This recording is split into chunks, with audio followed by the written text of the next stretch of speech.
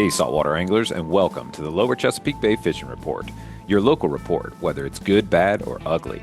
This podcast is part of the Great Days Outdoors Network, and each week we'll be talking to local experts to learn ways we can become better anglers in our pursuits offshore, nearshore, and inshore. To keep this amazing fishery healthy and thriving for generations to come, remember to protect what you pursue. Summer fishing is fired up with warm water and hungry fish moving into the bay. So let's hear who's making the show possible, and then we'll jump into the reports. Check it out. AFTCO has a gift for our listeners. They're now offering a camo sunglasses cleaner cloth with any purchase of AFTCO products. For cool mornings, I love my Reaper sweatshirt. And on those hot days, my Samurai sun shirt. You just can't beat the quality and performance. All you got to do to get your coupon code is text LCBFR to 779-345-2918 to get subscribed to our email list, and we'll send you the promo code via email. All right, folks, I'm excited this week. We are going to talk to one of our more educational resources. I always enjoy talking to this captain because if you pay close attention, he brings decades of experience to the table and always shares something that we can learn from. So welcome back to the show, Captain Russ with Top Notch Sport Fishing. How are we doing this evening? Very good, very good. Well, thank you for that introduction. I don't know if I deserve it, but I certainly appreciate it. I always try to share knowledge. And because I try to always listen to people, other captains, try to gain some of their knowledge and welcome to pass it along. Yeah, absolutely. No, it's definitely an easy compliment to give you because you guys are out there as often as you can, and not only as a fisherman, but as a boat builder. And we've talked about this in the past too, that, to be a charter captain, you kind of have to be a mechanic, Mr. Fix-It-All. You got to be able to run the gambit there. And for folks that are tuning in and hearing your voice for the first time, I always love getting to hear a little bit about your boat because it is unique and special. Tell us what boat does Top Notch run? Well, I run a 58-foot Carolina-style sport fishing boat that I designed and built.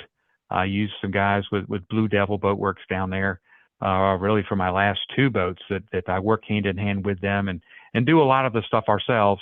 And then I work with a designer out of Florida that helps me do the jigs. So it's a cord boat. So the hull is a Kumi plywood and it's glass on both sides. And then everything else is really foam and fiberglass. So it's very lightweight, but very strong and built just to go fishing. That's awesome. So it's very, very, very enjoyable. I'm glad I had it this past. I'm glad I had it all summer, but I'm really glad I had it this past weekend. A little bit bumpy both days, and that 58-foot really helps as we're running through. Yeah, smooth it out. I mean, there's no doubt. I mean, we were talking about it before we hit record. It has been a tough September and October in terms of finding weather windows where you can comfortably get out and having that extra, 10, 12, 15 feet longer than many fishing boats out there can be the difference between a reasonably comfortable ride versus just getting beat up the whole way. But what I'm really curious about, as the season has changed, when we talked last, we were kind of in, the July, August timeframe. There were some tunas running around. There was a lot of bottom fishing going on. You guys were able to get on, all sorts of different species. Well, weather changes, and now we're starting to see folks go out and target things like swordfish, which I think is incredibly interesting fish to target, especially around here. So I'd really just be curious to kind of get a little glimpse into the last couple trips that you guys had. What'd you guys target? Absolutely. Well, what'd you target? Well, we went fishing this last weekend, both days. We fished on Saturday and Sunday, and some of the guys even swordfished on Thursday and Friday. And oh my gosh, because there was a swordfish tournament the whole month, and certain people had a couple different days to get out, and so they needed to get those days out. But oh my word, it was a little bit rough. I'm glad I didn't fish on Thursday and Friday. I bet. But it was a little bit windy. The boats come in and they're covered in salt and all that kind of stuff. Anyway, we targeted. We had a smorgasbord. I mean, in my line of work, we try to do whatever is best to try to get the most bites and have our people have fun naturally. Right. And the water, there was a little bit of warm water at backside of Cigar. It was if you look at, and we talked about that before too, satellite shots. And even if you don't subscribe, I subscribe to a service, but you can even go to Rutgers. And just go Rucker sea temp, and it'll tell you it'll tell you too.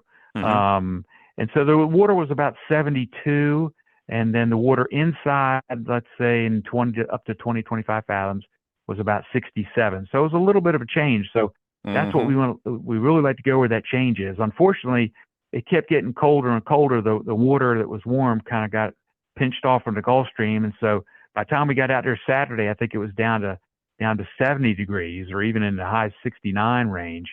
And then by Sunday, it was still 69, but more like 68 and a half. And so there wasn't a whole lot in that water.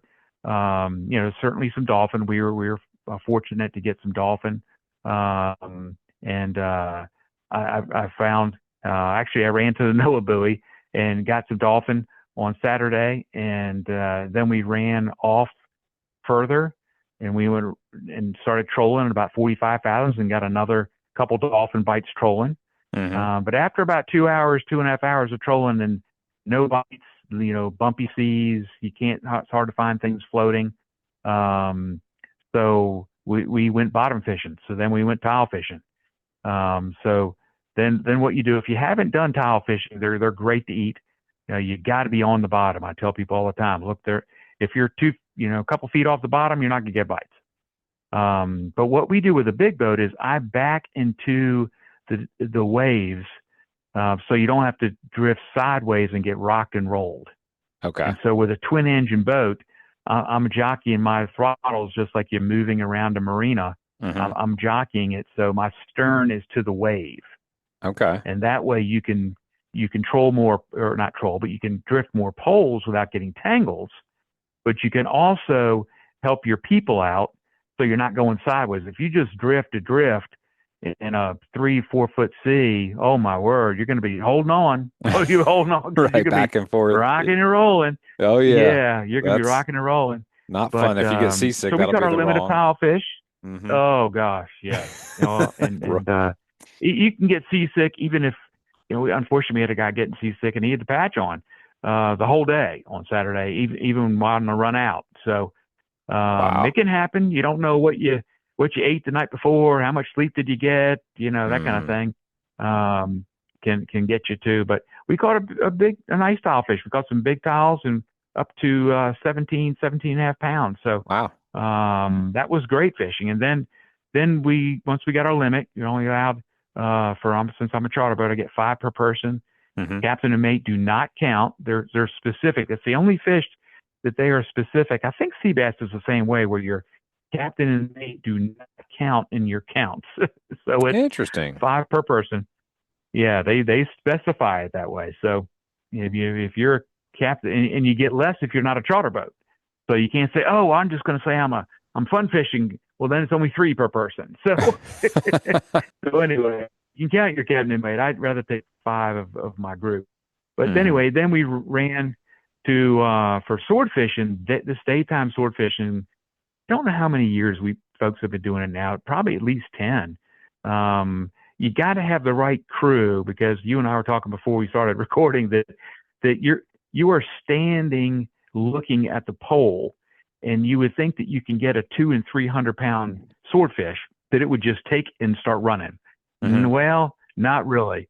What happens? So what we're looking for, anywhere from 150 or even 100 fathoms to 200 fathoms, and I look for areas that it drops off quicker, like it's dropping off as a ledge.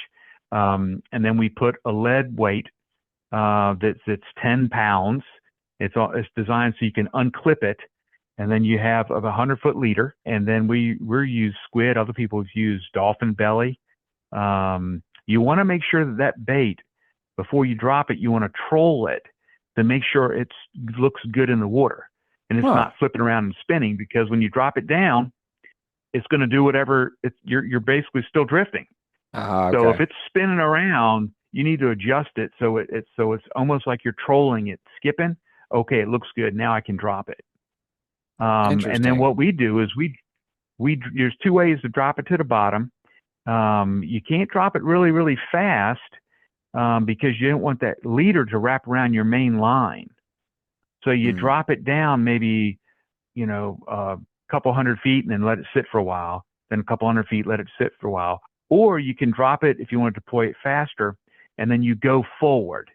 So you're actually like still trolling, but then you're gonna have a lot of scope out. So then once you hit the bottom, you got to back up, because you want it straight up and down. Hmm. So you don't want to have it way back there, dragging on the bottom. So anyway, you drop it to the bottom, and then you pull it up maybe 10 feet, and then you just sit and watch the rod tip.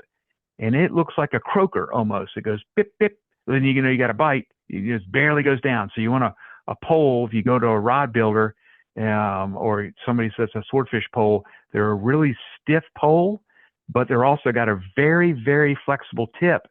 So you can see that action.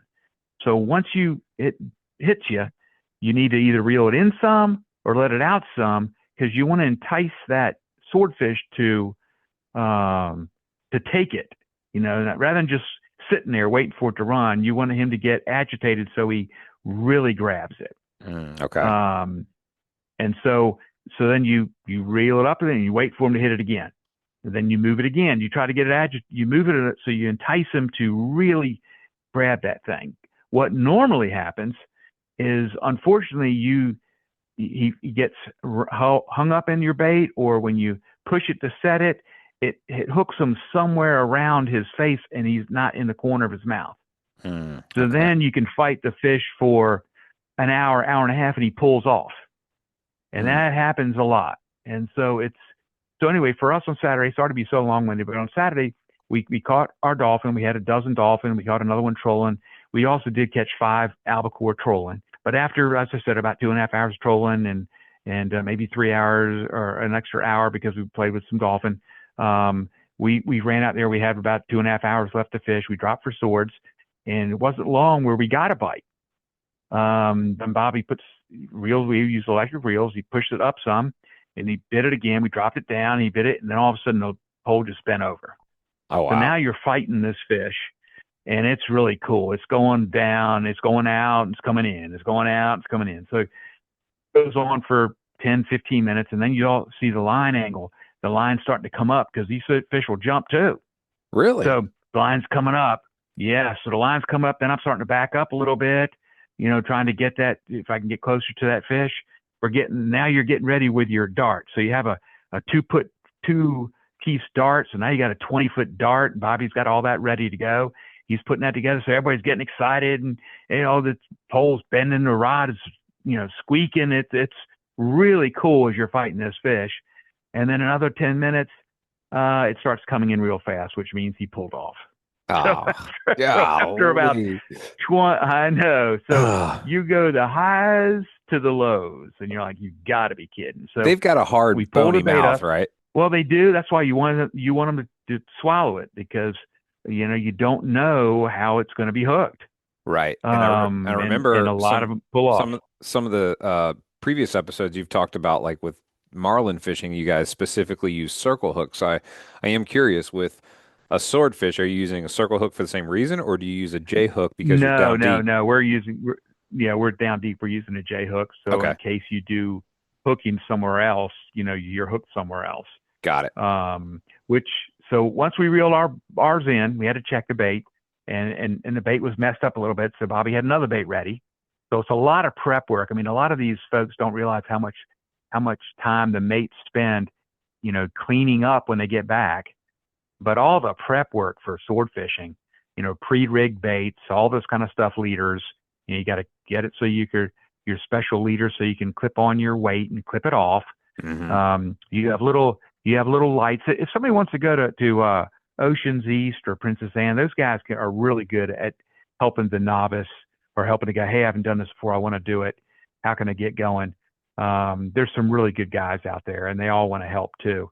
But anyway, going back to our fishing trip on Saturday. So we got a new bait out, had to re-crimp a new leader on, or just the last little bit of that. We go back in the same general area and drop again, and we're drifting again, and about another 30 minutes, and we get another bite.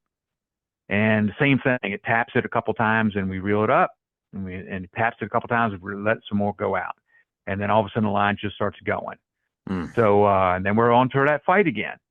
So we fought him. Time is hard. I don't really put a time on there, maybe 10, 15 minutes. It's a long time.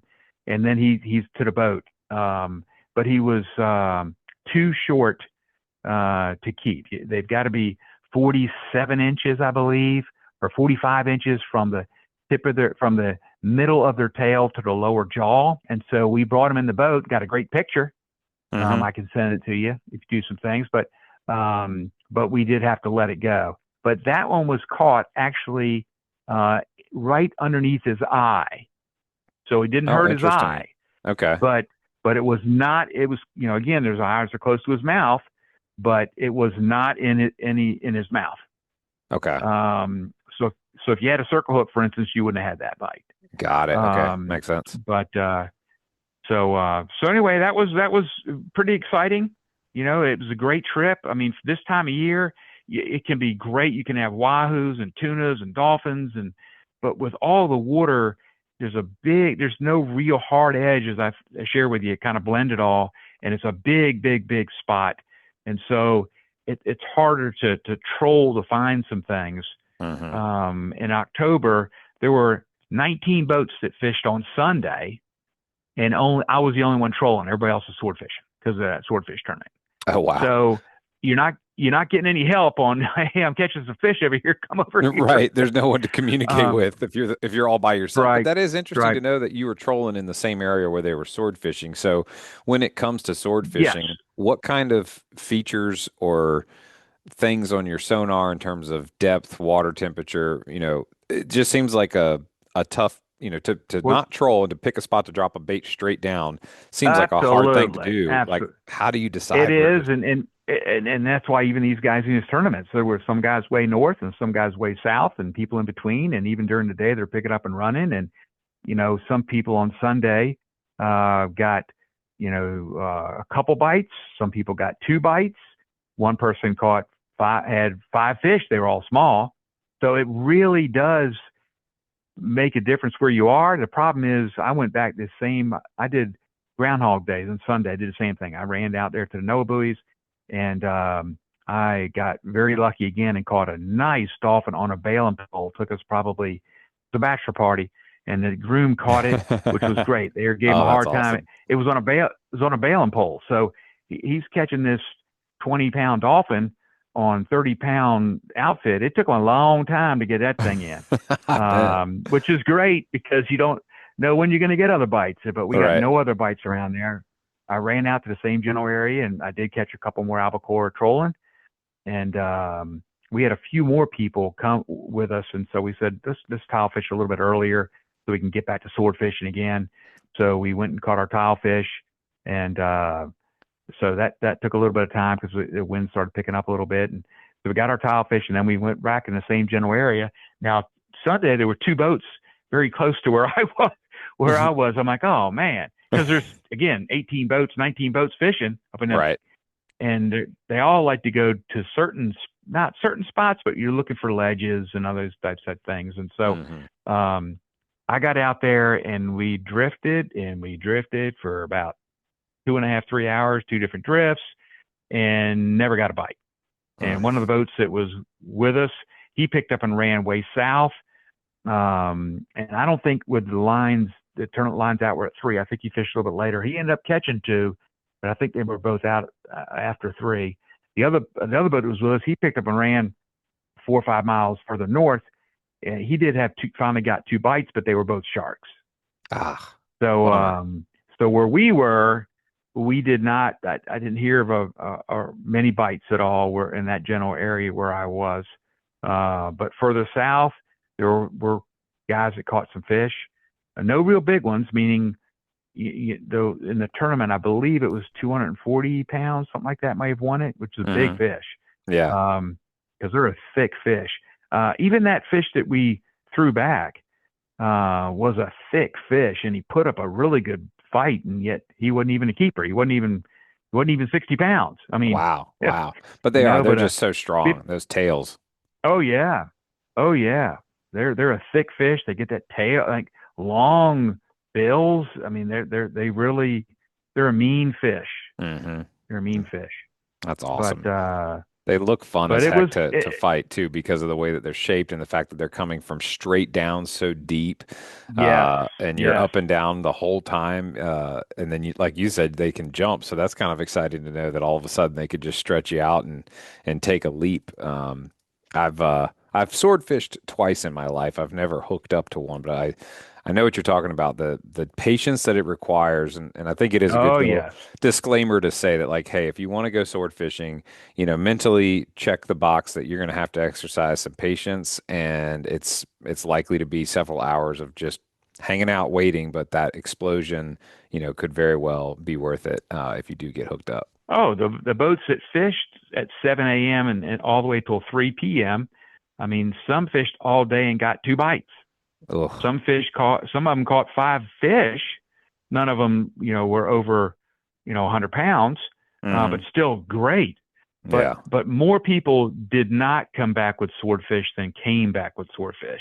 got it. So, and they fished a long time. I usually, unless I've done it a couple times when somebody that's their bucket list, they want to do it. Hmm. One guy in particular flew all the way down to Florida just to fish with Nick Stanzik down there, who's really got it dialed in. Hmm. He fished, got all the way down there, and the weather was so bad he could never get out. Oh, So jeez. he spent all that money in fare there. Oh, So he's like, I want to go with you guys. I know I get the deal. I said, okay. And that was, I think, a year or two ago. And he did catch a swordfish, 170 pounds or something. It was a nice swordfish. But more times than not, you're not going to get one. got it. But it is very exciting. And there are some sharks. They caught some big threshers out there. Oh, that's cool. They caught a big hammerhead. And in fact, a friend of mine in his boat, he hooked up during tournament hours, and you got to fight them like they're a big swordfish. He fought them for over 2 hours, Phew. and he gets them to the boat. It's a big thresher.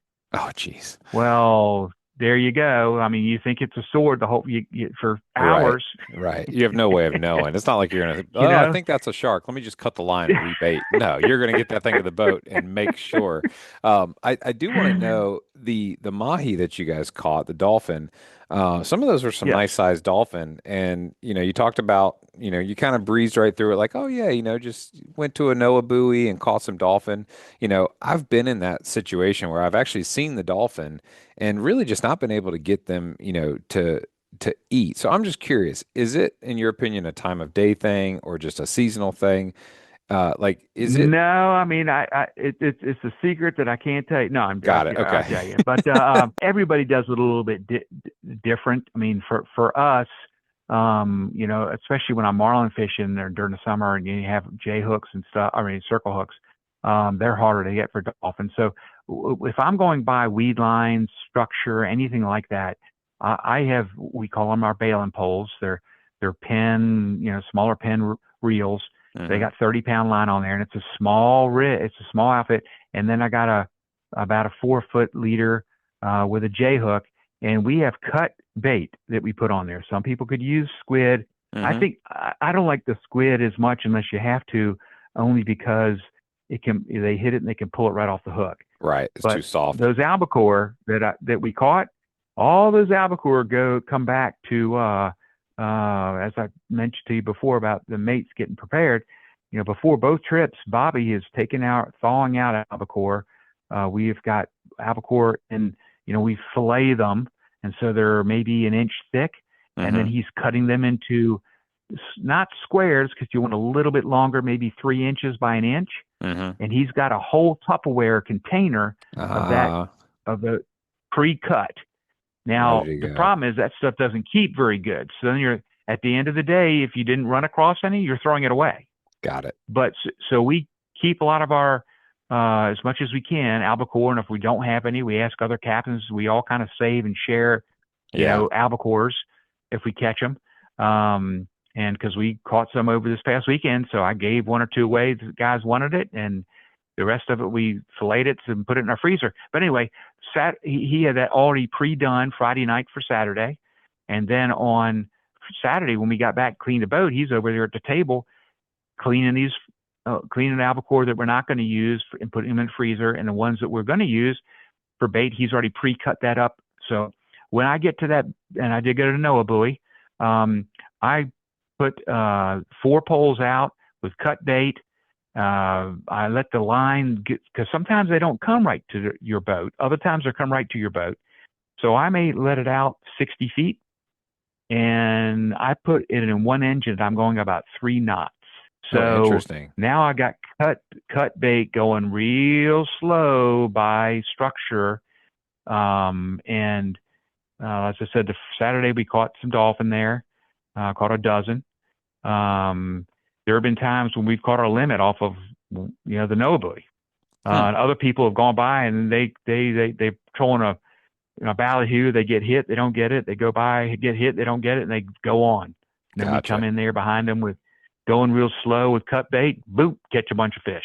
Interesting. Um, That's so different in terms of like the way that you would think of traditional trolling, and I still remember last year when we first met and talked, something you said that always stuck with me. You're like, well, folks got to remember there's nobody going out at night and restocking the buoys with with oh Mahi. yeah, So you kind of oh have to be yeah, selective to not overdo it at a certain spot too.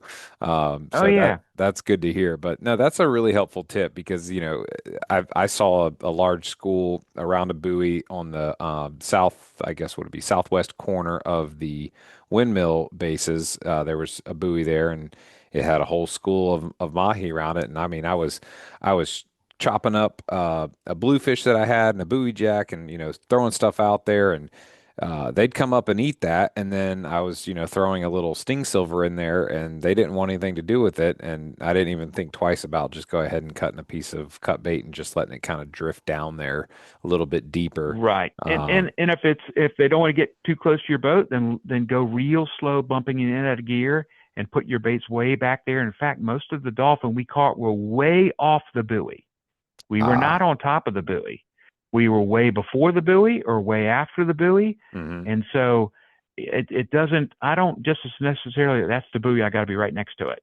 right, I can right, be 3, 4, 5 boat lengths away from it, hmm going real slow, bumping out of gear. Those dolphin, people have seen them out there. They're fast. Those dolphin hmm fish, they're fast. So Oh yeah, they if they move see real the quick. flash, if you see the flash from that skin, if you've seen skin on albacore, it's shiny. Hmm So that's another reason why I like it. hmm So it's something to attract them. I've seen some people put like little skirts in front of their stuff. I've seen some other people put some little mylar strips or something, a little skirt, something to entice them to come look at your bait. Got it. Because sometimes they will go, you can go down here just like what you did and chop up some bait, and next thing you know, there's 50 of them right underneath your boat, and you're just sticking it down and pulling them up and sticking it down, pulling them up. Yeah, But yeah, more times than not, once they get a little skittish, they don't like that boat. But if you slow troll around the same area, then you get hit. got it, got it. And that's what we do. Again, I got to catch usually a lot of fish because I want to keep my people busy, and I got 6 people on there. I can keep 54 dolphins. So, um, that's a lot of dolphin to catch. Oh yeah. Oh yeah. That's a lot of dolphin to clean too. But Yeah, it's no, that's true. that's a That's very, true. very helpful tip because I'm sure others can relate to my experience where there's nothing more frustrating than being out there and maybe like my day, we went flounder fishing and then did a little sea bass fishing, and then we're like end of our day, we're like, hey, wouldn't it be cool if we could luck into some mahi and run to a buoy, and sure enough, they're there. And then to spend, 30 minutes just striking out because we didn't have the right game plan. And again, back to preparation, back to planning. You guys are several chess moves ahead of most recreational fishermen like myself in the sense of like having the false albacore, having the confidence that it's going to work, and having it chopped up and ready to go. So that's a really helpful tip to be prepared, and then to be a little more patient with that super slow troll and let those baits get a little further down and further back away from the boat. So again, just like I said at the beginning of the show, I Well, always appreciate you sharing those helpful tips that we can apply on our next trip out when we do get that chance. and if they don't know how to use a dehooker, it helps to have a dehooker there so you can get that, fish off quickly and Hmm put a bait on there and throw it right back out there. Got it. Even if you're not by the buoy, you just throw it because sometimes when people have seen that, you catch one dolphin, next thing you know, there's three beside him. hmm So we're very fast on trying to unhook it and put the bait right back out there. Got it. And if they swallow it, then Bobby unhooks it, and he has a big spool, and he has lots of leaders pre-made. So we're undo the next leader and put it on, snap it off, put a bait on there, and boom. I mean, less than Back in there. a couple seconds, I got a whole new leader out there. And any special size So hook, and what pound leader do you like to use when you're going after those mahi? I don't think it needs to be really, really strong. It helps you because you're grabbing it and, they don't bite through it. But Hmm. you might have 30 or 40 pound, and some people might use a little bit heavier. I don't like to use too heavy. And then Hmm. hook size, shoot, probably a long J hook that may be like a number like 2 or 3, but it's long shanked. So when you can, and the reason you have to you do that is so if you put your dehooker on the hook, you're less likely to break your line. Mm, So okay. in other words, if you go for a long shank type hook, so then your dehooker device can hit the metal and then slide off and shake it, and you're not shaking that mono, because if you're hitting that mono, after you do that a couple times, next thing you know, you've broke the hook off. Got it. So, Okay. but it's a lot of preparation, but again, it's a lot of fun. I mean, seeing these dolphin, and for our case, we only had a couple dolphin bites trolling. We caught most of our dolphin around that buoy, and usually when you're trolling, you could be out there trolling in the middle of summer and get hit, and all of a sudden you look around, oh, there's a board over there. Well, if you're ready, boom, now you can catch it. If you're not ready and there's a boat beside you who is ready, then you might not catch any dolphin. So true. They're going to Uh, come in here and catch them. Oh, that's funny. Well, what do we have Yep, to look yep. forward to here? It's the end of October. We've got, obviously temps are going to continue to drop, but what do we look forward to, if anything, going into early November? What kind of species could we expect to reasonably target offshore if Mother Nature is gracious enough to give us a weather window? Well, I think right now, if I was going, it was really pretty, pretty. You'd have to say I'm going to bottom fish and then go sword fishing. Okay. Now, these storm that's blowing right as we speak, there's a storm, this wind is blowing.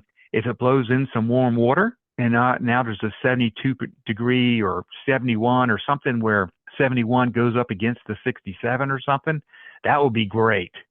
Then I'd say, hey, troll, you might get wahoo, dolphin, tuna, all that, any of that kind of stuff. Still, I mean, I had a couple of years ago, we caught 9 wahoo, and it was like middle of November. Hmm. It really is going to be based on the water. Okay. If So the pay water attention. stays just like it is right now, then I'd go to bottom fishing first, and then go right to sword fishing if you want to go fishing. And it Got it. can be really good. Now, last year, and maybe we can talk in another month or two, that we had bluefins last year. Now that season's closed. Hmm. You cannot keep a bluefin until January 1. Hmm. Doesn't mean you can't. I believe you can still catch and release them. Hmm. I would check the regulations, because bluefins, they're really tight on those bluefins. I would not want to tell somebody to do something and then get in trouble. Right. Uh, but Uh, uh, but I think you can catch and release. And then last year we were catching them around the windmills up to 500 pounds.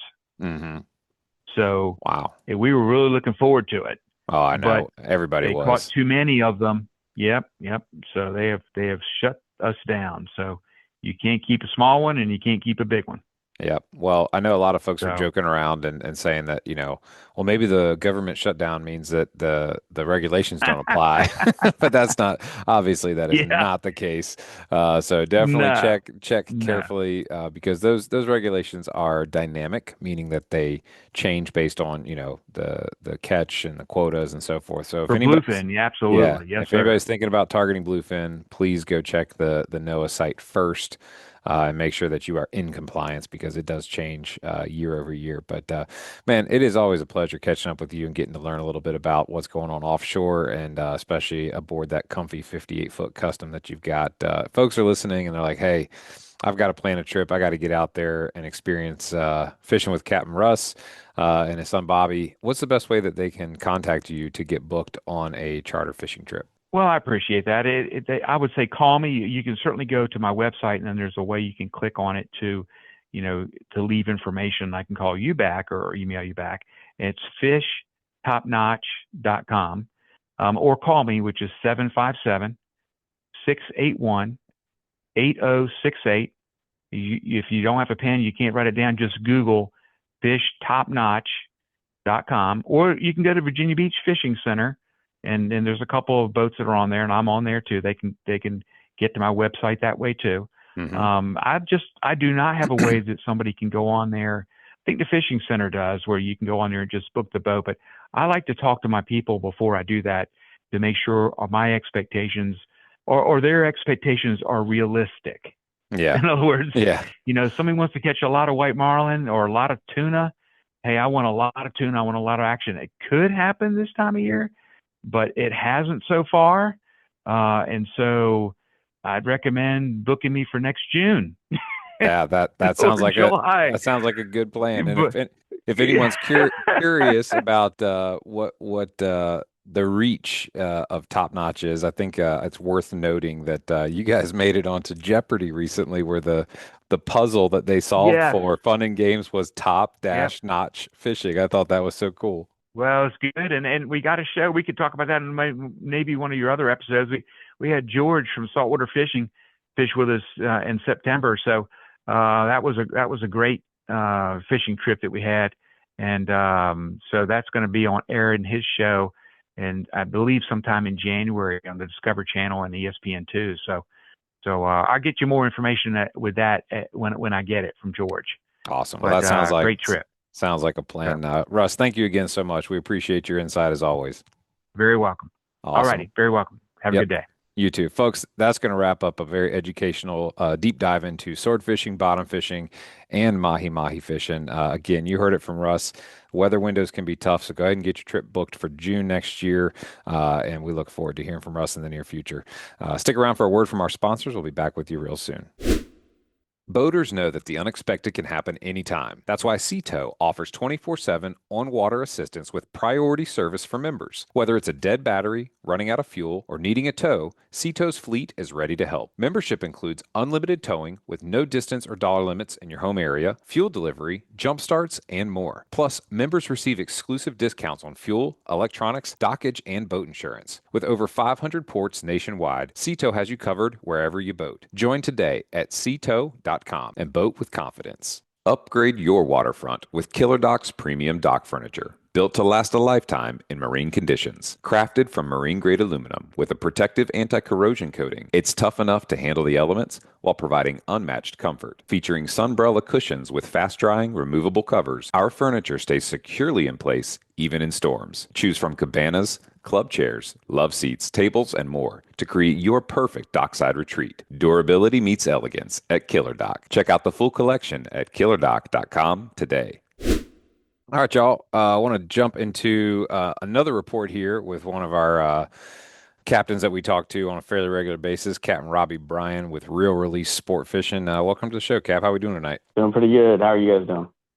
Can't complain. I think like what we talked about on the previous segment with Captain Russ. I mean, I know you guys are in a similar boat where we're just trying to get out there and knock on those nearshore wrecks, but it's really just dependent on Mother Nature, who's just been brutal. How have you guys been faring with the weather, and have you been able to get out there at all? Yeah, I mean, we've only been able to run a handful of trips, this month just because of the weather windows and everything that we have with the time frames that people are booking. But when we get out there, I mean, it's freaking unbelievable fishing. I mean, you're catching 100 to at least to 250 sea bass very quickly, nonstop action. I mean, 4 or 5 at a time. That's awesome to hear. I mean, you run that privateer, which is a pretty heavy boat. So, I mean, you're able to deal with the waves getting out there, and especially this time of year, having that closed-in cabin is definitely a benefit for being able to beat the temperatures a little bit. But for those that are listening that have never gotten a chance to hear about your boat, just give us a quick overview of that privateer. How big is it? What kind of features does it have? Yeah, so it's a 30-foot privateer. It's like a cuddy cabin slash pilot house boat. So, I mean, you don't get wet. You stay out of the, elements is for the ride out. And then when we're fishing, you're fairly dry, except for the fish getting slung over the rail and stuff like that. But, that's the good side of that thing. You're not sitting behind like a curtain on a boat where you're still chilly. The motor's able to warm you up still, inside the cabin and stuff too. So it doesn't get like unbearably cold even when you're in there. And I mean, even though it's been, rough coming back in a lot of the times, it's been nice on the ride out. I mean, we had guys the other day that were sitting inside the cabin, like down in the V berth, sleeping on the ride in. So still Yeah. fairly comfortable ride. Yeah, I mean, I don't blame them for sleeping. Some of those wreck fishes, fishing trips, you do get up early and get out there. Talk us through one of your last couple of trips. What was it like out there? What did you guys see and catch? And just kind of talk us through it. Yeah, so I think the past couple trips we were on, it's been really good for, like I said, the sea bass is just, on fire. We've been catching a bunch of triggerfish. I think the best day we've had so far, we had I think it was 48 triggers. Then another time we had 30 something triggerfish as well. Wow. And then every now and then, we've had some flounders, had some, had some cod, some Really? little ling cods and stuff. Yeah. Just one or two of those random. And then some little baby groupers. You Oh, catch a that's little baby cool. grouper every now and then after the Huh. storms and stuff. But the most of it's just all sea bass. I think after yesterday or not, yeah, it was yesterday we ran out there. We had, or no, the day before is what it was. We had another citation sea bass. I think that's 7 or 8 for us Wow. for this month for a weight citation. Wait, So seven they're all citations this really month? big. Yeah, I think it's 7 or 8 weight citations we've had this month for sea Dang. bass. They've all been, they're all good sized fish. That's what I keep telling everybody this time of year. They're all fattening up. They're all thick fish that you're getting. I'd say majority of them are 2 to 3 pounds for this, the average size ones. And then we get a lot of 4-pounders, and then the citations are anything over 5. Man. And it's worth reminding folks that a couple of episodes back we were talking to Captain Kenny Mills on Sea Shift and just talking about the price per pound that black sea bass goes for at market, filleted. If you're curious, I mean it's pretty insane. I'll have to go back and look, but I want to say it's uh $32 a pound or something like that at market. Think it's something I think it's 22 or 24, I think. But I mean, Yeah. either way, that's what I was trying to tell the people the other day. I think we had 6 people the other day, so we had our 90 fish. And I think we had 10 1-gallon zip, or the 1-gallon Ziplocs. I think we had 10 of those slam full of sea bass fillets. Wow. That's a lot of meat. Yeah, so I've So got it. I've got it right here. So it has to do with the size of the sea bass and like what you're talking about, those 3 pound class fish. They qualify in the fish market world, they qualify as a jumbo sea bass. And skin on fillets are going for 32.59 a pound. that's crazy. That is crazy. I mean, because when you think about your catch, 'Cause I mean, that's what I used to. That's what I was telling the people. We use those fish. Usually we use those fish baskets that we fill up, and then we dump those because we're catching. You're catching them so fast. So a lot faster for everybody if we just dump them in the baskets, and then after our little drift or hit on that spot, we'll dump them all in the cooler and layer them up with ice. So I tell everybody when we go commercial fishing for the sea bass, we'd say a basket would be about 50 pounds of fish if you could of fill whole it up. fish. Yeah. So yeah. Yeah. So I mean that's quite a lot of meat. I tell them I was even if you fill up one basket, and you only get a half a pound out of that, I was that's 25 pounds, which you're getting more than a half a pound of fish. You know what Oh, I mean? yeah. Off those. So I was Yeah. you're getting a lot of meat, and especially for the price. Oh yeah. And the whole fish still goes for like 10.50 a pound. So if you got a 50-pound basket sitting there, it's a $500 bill. So nothing to sneeze at by any stretch of the imagination. And you said that they're fattening up this time of year. They tend to be a little bit bigger. Are they still like if we're, going out to get, located on them, whether that's at the bases of some of the windmills or maybe some wrecks out near the triangles or further? Are they in the same kind of spots that we see them throughout the summer, or do they tend to migrate to different places based on like water temperature or otherwise? Yeah, I mean here, I mean in December they'll start moving out to the deeper wrecks, just for the warmth of the water and everything like that. I'd say probably mid-November, whenever it starts to get colder. Yeah. You're gonna notice a lot of the dog sharks moving in, and then you'll have to move to the deeper wrecks. and the ones a little bit farther out just to get away from the dog sharks. Usually they push in, but no, we're still catching around the windmills and, I guess inshore. It's not that cold yet for them to shove out.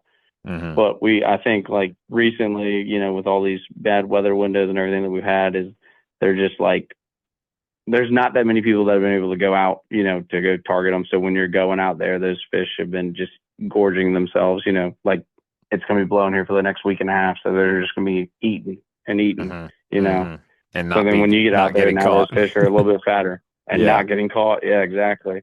Yeah. So whenever you can get out there, it's like, they haven't been, it's been untouched essentially. Right. Yeah, they're a little bit more fattened up and have had a chance to congregate without getting disrupted and fish. Because a lot of those wrecks they get hit over and over and over. So when you have a stretch of good weather, if you're the last guy to the party, there's a good chance it's either been picked over or blown out. But I am curious. I'm looking at this one dock shot with that crazy El Sueño boat in the background with those 7 motors on it. Not 7 individual motors, but 5 of the Cadillac 7 brand motors. But you got all those triggerfish up in the front, and I'm curious, like, do you go out and specifically target triggerfish, or do you just go to the same sort of places for sea bass and just rig up slightly different for triggerfish? It just all depends. Like, just pay attention to your baits. If you notice like little triggerfish bites out of your baits and stuff like that, then I'll switch over one of the rods and I'll start fishing for like triggers, with just smaller hooks for those. And, if I start catching them, then say that's a better bite sometimes for the triggers than the sea bass. Then, we'll switch everyone's stuff over to the triggerfish and then we'll catch a bunch of those and then we'll move to a different wreck. Yeah. I mean, it's not like you can roll up to one spot and they're all loaded up there. It's mostly either going to be triggers have taken over or the sea bass are there. Yeah.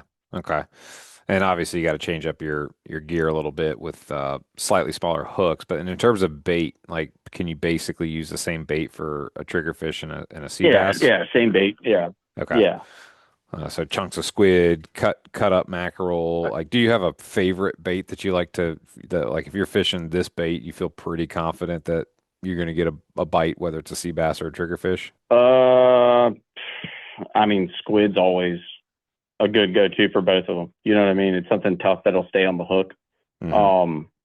But I mean, usually a triggerfish, they'll just eat anything. I mean, I think the other day I didn't really have anything else to use, so I was cutting up fish bites and I was catching triggerfish on fish bites. Interesting. I did the same thing with gulps.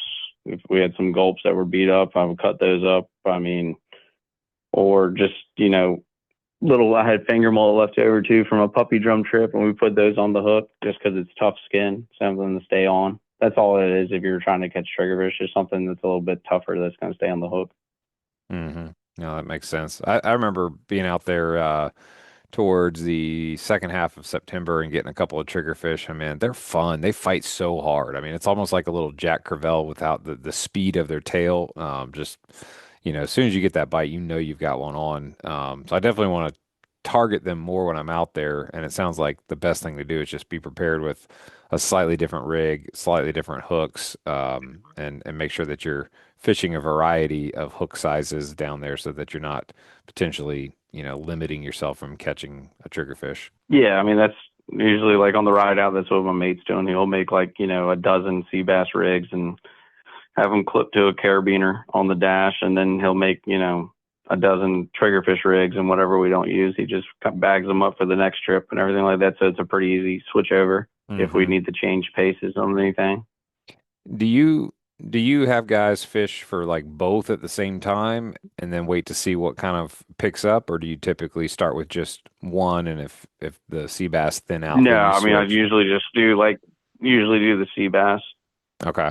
Roll out there, use the sea bass. Like the day that we caught the 48, that place was loaded with them. So when we went down there, and 3 of the guys had triggerfish on the first drop, so that we were like, holy shit, that's That's triggerfish. that's crazy. Yeah. For the first one, and then 3 or 4 more drops later, that's kind of like the same consistency still, more triggerfish than sea bass. So then we're like, huh, let's switch everything over and just try to go for these, and then we'll run to a different spot once we caught, the majority of them.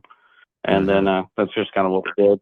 But yeah, for the most part, it's usually like if we're sea bass fishing and not like targeting them. I mean, we'll usually end up with like 5 or 6, triggerfish mixed in throughout the day Right. on the same sea bass hooks and stuff like that. But it's not really worth it to switch over unless there's like an abundant amount of them, at that spot.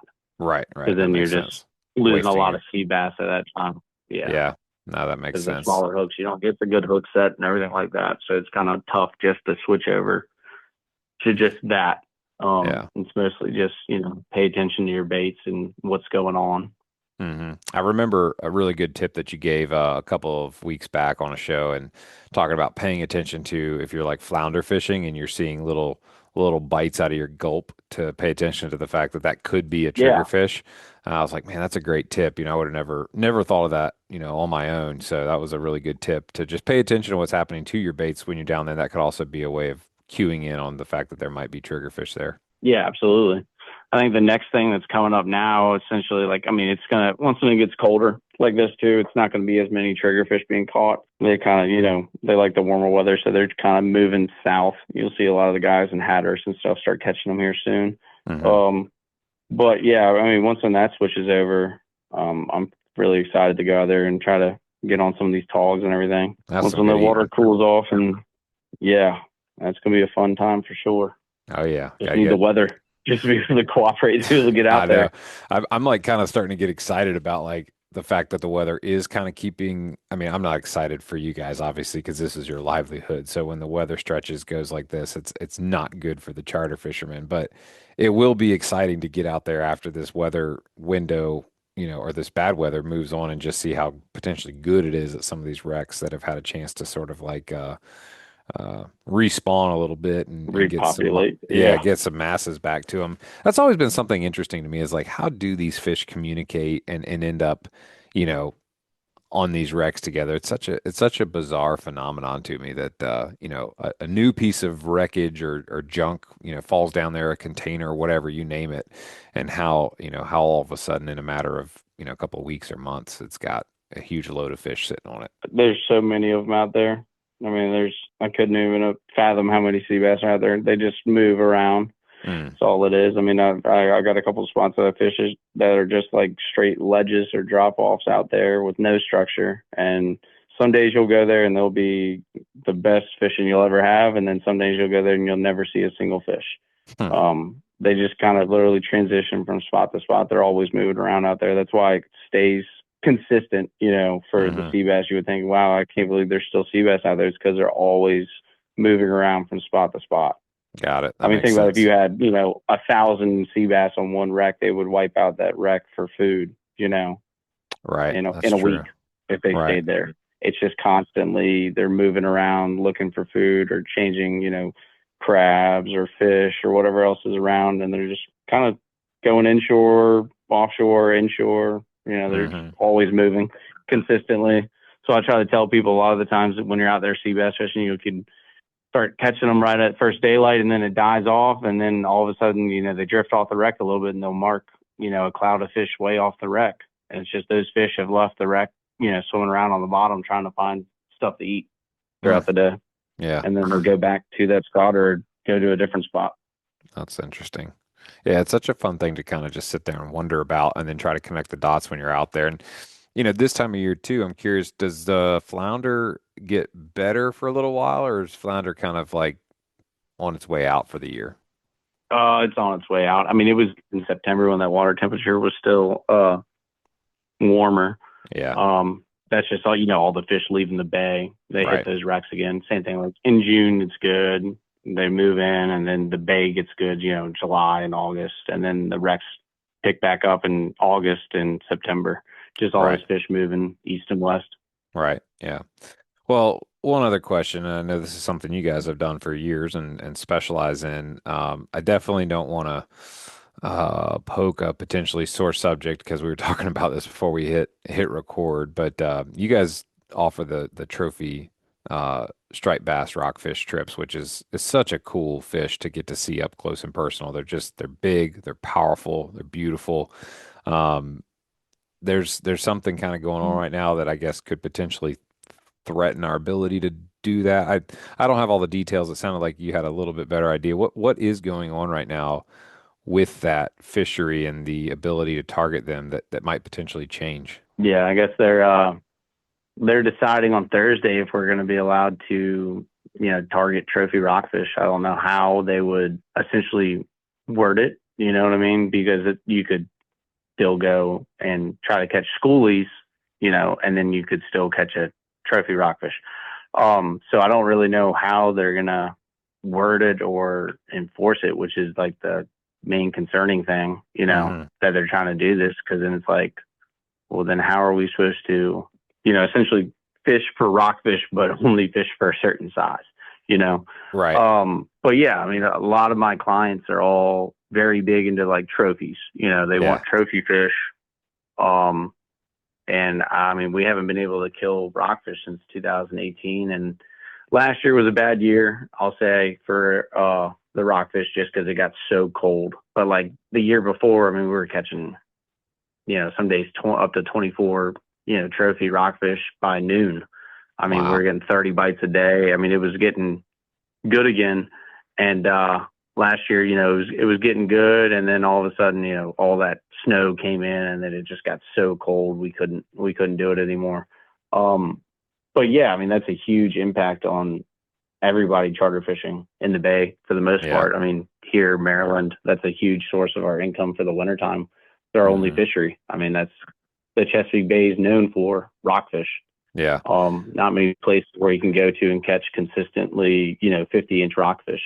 Right. Um, so I don't I, know why they would try to do that, because I haven't seen a big, you know, mortality rate on rockfish. We're only going, 2 knots trolling for them. So when we release them, we can see them, and they're swimming off as fast as they can. Um, so yeah. I don't know what their whole deal is with that, but it's definitely going to affect everything. I mean, it's going to affect all the tackle shops. I mean, it's a huge business that they'll lose. All the live baits, all the tackle, Hmm. everything. I mean, it's worth noting, you and I were talking about this before we hit record. If anybody's ever curious to really learn about trends in like the health of a different species, go to the saltwater fishing tournament website and just start looking at year over year citation data. It tells a story. It tells a story.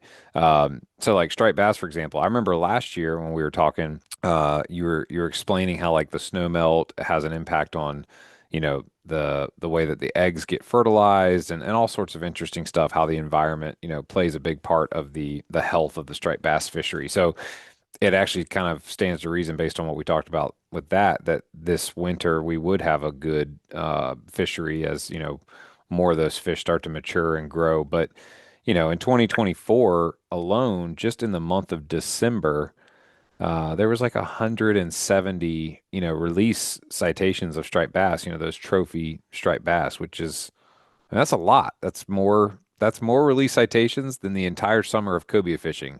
That's right. You heard it here first. If you go look at 2025 year to date, there was fewer than 170 citations, period. There was only 26 release citations and like 136, sorry, 26 kill citations of cobia and like 136 release citations.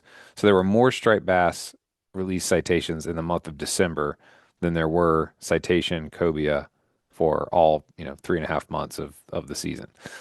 Very interesting And stuff. yeah, think about a quarter of the people fishing for them too. I mean, there's usually only about 15 or 20, boats out there on a good day, Hmm. rock fishing. Right. That's like a random Tuesday for cobias Right, if you're lucky. exactly. Yeah. And it is cool to see. I mean, so it looks like there were some pretty big ones that were released. It looks like the longest fish that was released was, I see a 53 incher, and I think that's the biggest one, 53. That's a long striped bass. What would you say the average release striped bass is lengthwise? Oh, probably 46, 47 inches. Yeah, that jives almost exactly with what I'm seeing here as I scroll through the different lines of the release citations, and almost every single one is, Well, you got to think about this too. 2023, there was 695 release citations for rockfish. holy cow, that's insane. Yeah, see right there, 695 released. Holy smokes, that's A insane. lot. That is a lot. Wow. That's a huge difference as opposed to 2024 where you have 176. That's all I was saying. Last year was, that really cold year, and then the year before was phenomenal.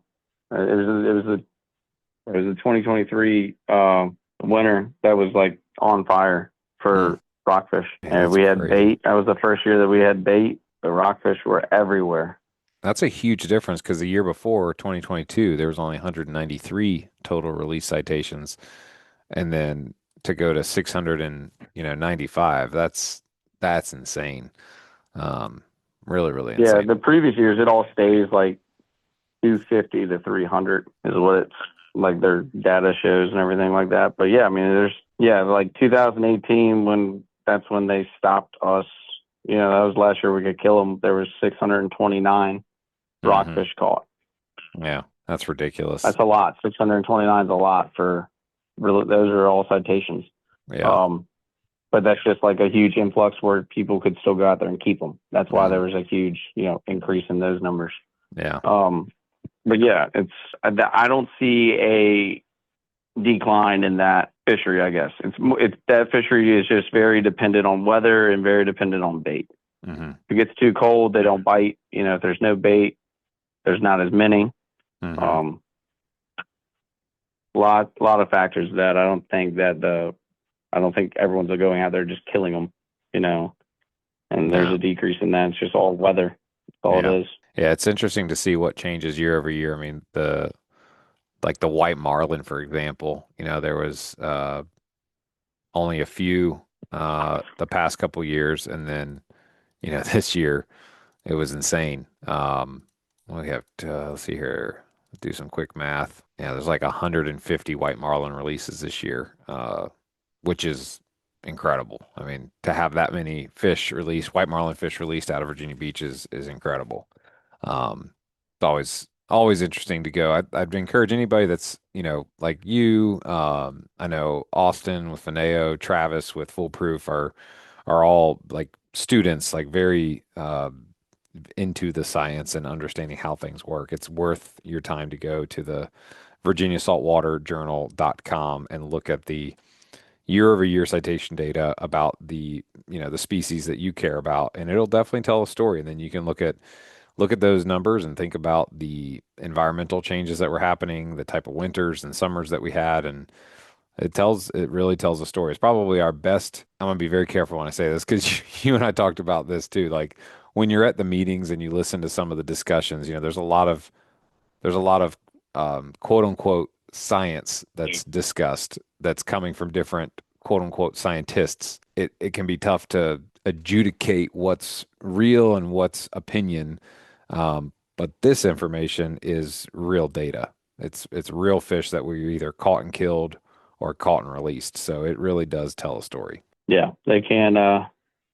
You can't lie about those statistics. I mean, it's Yeah. all trends too, Yeah. and it all makes sense. It's like, 2019 and 2018, there was low to none release citations for rockfish because no one wanted to go because you couldn't kill them.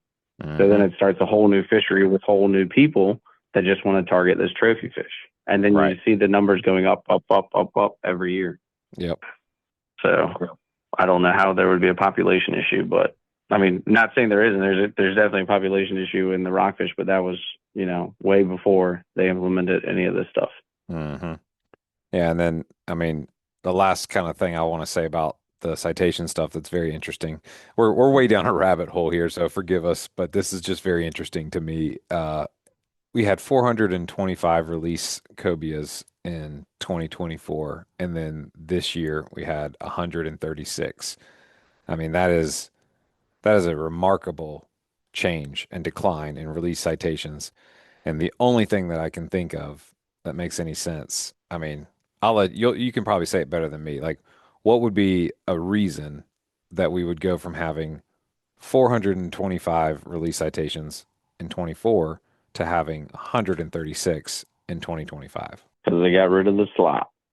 Right. So, All those 50 inchers that everyone used to release are all now boxed. yep. And just to make sure people understand what you just said, because it sounds simple enough, but like you got to think about it. We used to have to, if we had already harvested a fish over 50 inches, that second fish caught got released, and many of the times that would become your release citation for the day.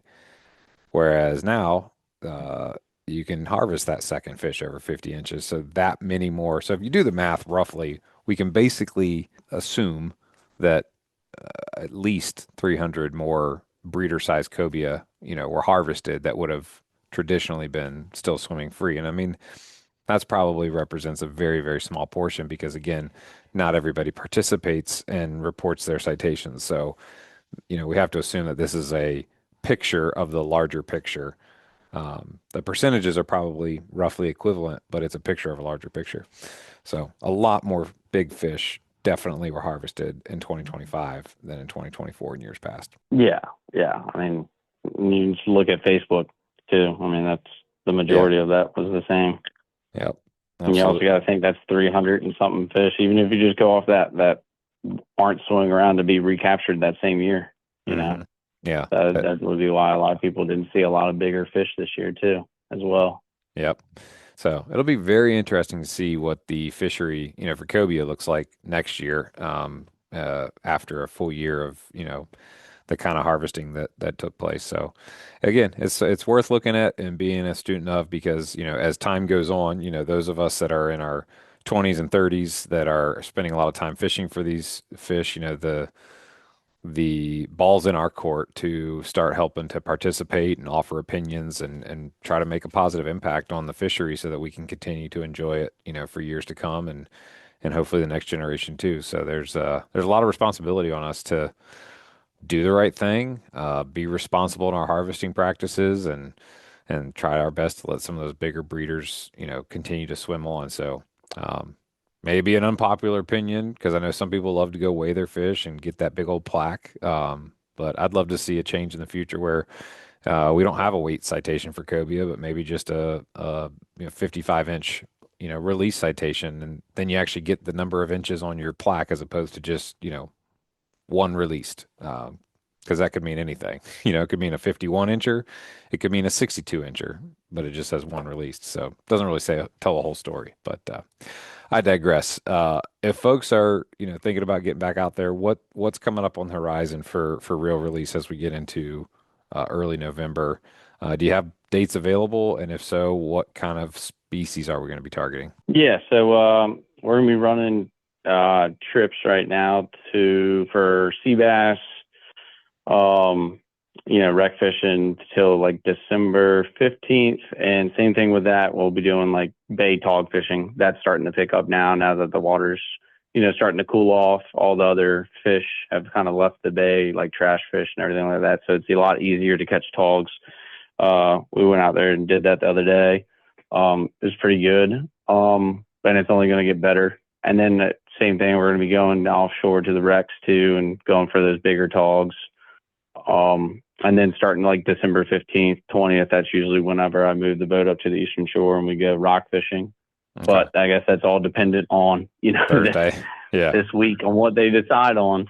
Yep. Either way, I might still move the boat to go, go after the schoolie fish and everything like that as well.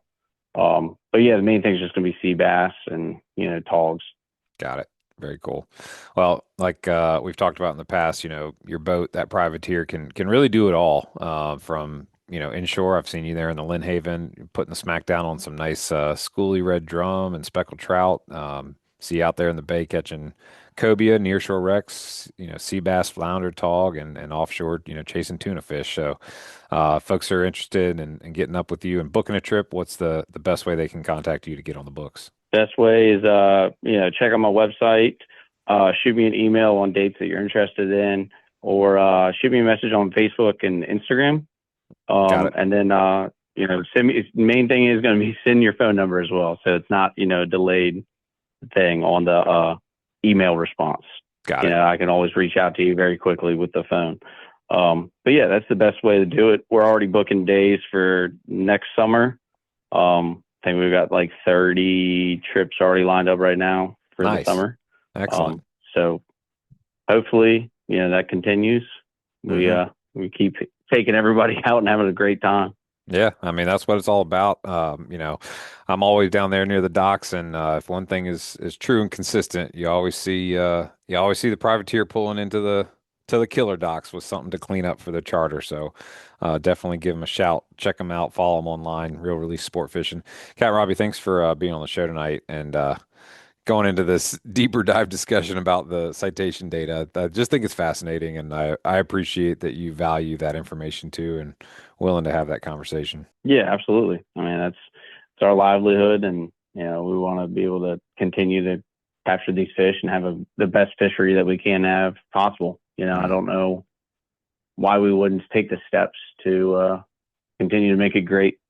Yeah, I think you make a good point about that, and it's also a good reminder to all of us, recreational fishermen who have the opportunity to go out there and do this for fun. The responsibility lies with all of us, to be responsible in our harvest practices, and for guys that are just new and getting into it, it's exciting, I know, and you want to go out there and you want to fill the cooler and take the dock shot.